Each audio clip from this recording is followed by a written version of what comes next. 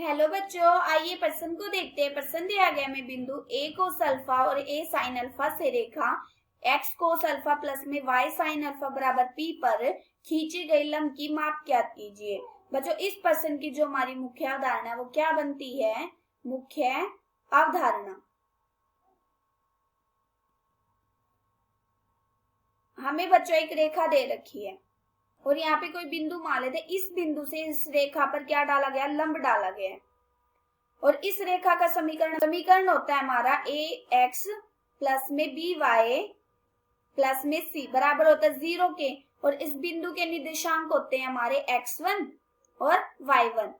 अगर हम यहाँ पे इसकी दूरी इस बिंदु से इस रेखा पर डाले गए लंब की दूरी ज्ञात करते हैं तो d, उसका हमारा सूत्र होता है दूरी ज्ञात करने के लिए d बराबर मोड ए x1 प्लस में बी y1 प्लस में सी बटे में वर्गमूल a की घात 2 प्लस में b की घात 2।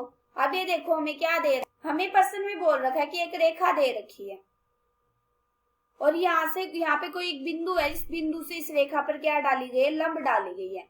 इस रेखा का समीकरण हमें दे रखा है एक्स कोस अल्फा प्लस में y sine alpha minus p बराबर दे रखा 0 के।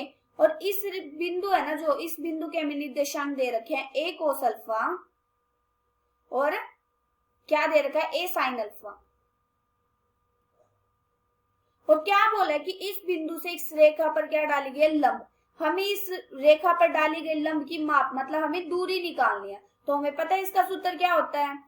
d बराबर मोड ए x1 प्लस में बी y1 प्लस में c बटे में a की घात 2 प्लस में b की घात। अब ये देखो हमें तो सिर्फ दूरी ज्ञात करनी है। तो इसका मतलब ये देखो अगर हम इसके साथ तुलना करें तो a हमारा कितना आ जाएगा?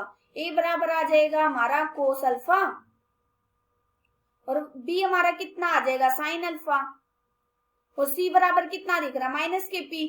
और ये देखो x1 y1, इसका मतलब हमारा x1 कितना है? x1 हमारा a कोस अल्फा और y1 हमारा कितना है?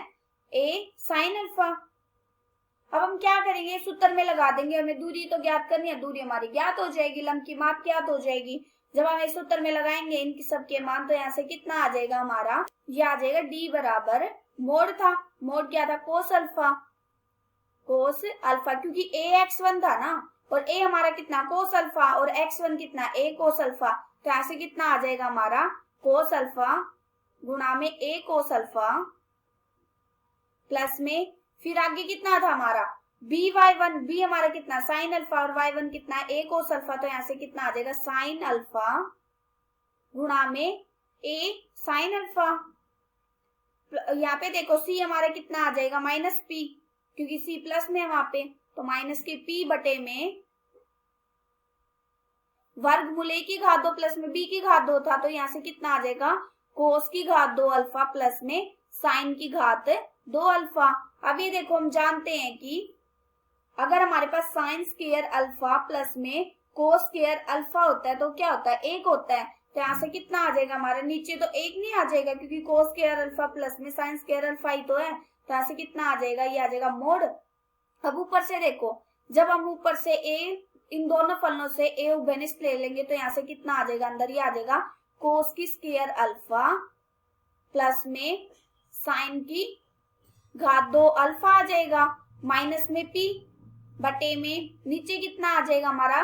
वर्गमूल 1, क्योंकि हम जानते हैं साइन स्क्वायर अल्फा प्लस में कोस स्क्वायर अल्फा कितना होता है? 1 होता है। यहाँ से कितना आ जाएगा? ये देखो ऊपर भी हमारा बन रहा है कोस स्क्वायर अल्फा प्लस में साइन स्क्वायर अल्फा, तो ये भी कितना हो जाएगा? 1 हो जाएगा। ये आ जाएगा a माइनस में p। ये हमारा लंब की माप ज्ञात होगी और हमें लंब की माप ही निकालनी थी, a माइनस में p मात्रक। आशा करती हूँ कि बच्चे आप सबको समझ आया होगा। धन्यवाद।